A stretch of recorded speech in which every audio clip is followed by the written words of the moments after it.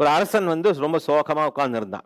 மந்திரி போய் பார்க்கிறார். அரசே, ஏன் கவலையா உட்கார்ந்து கொண்டிருக்கிறீர்கள், என்ன காரணம் என்று கேட்கிறார். நானே நேத்து ஒரு கனவு கண்டேன் அப்படின்னு சொன்னார் அரசன். சரி, கனவு தானே, என்ன கனவு சொல்லுங்களேன் அப்படின்றார்.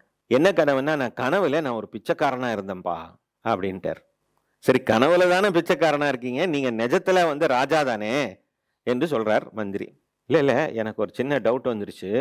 உண்மையில் நான் ராஜாவாக இருந்து கொண்டு பிச்சைக்காரனை போல் கனவு கண்டேனா, அல்லது பிச்சைக்காரனாய் இருப்பது நிஜமாகி இப்பொழுது உன்னோடு பேசிக் கொண்டிருக்கிற அரசனை போல் கனவு கண்டு கொண்டிருக்கிறேனா? இது கனவா அது கனவா என்று எனக்கு தெரியாமல் போய்விட்டது. இந்த கனவுகள் நம்முடைய கர்மவினை பதிவுகளின் மூலமாகவும் பல அனுபவங்களின் மூலமாகவும் நம்முடைய விருப்பு வெறுப்புகளின் மூலமாகவும் மெனிப்புலேட் பண்ணும். ஏன்னா, நான் கண்ணு மூக்குக்காகலாம் வச்சு கொஞ்சம் மெனிப்புலேட் பண்ணி சொல்றேன் உங்கள்கிட்ட.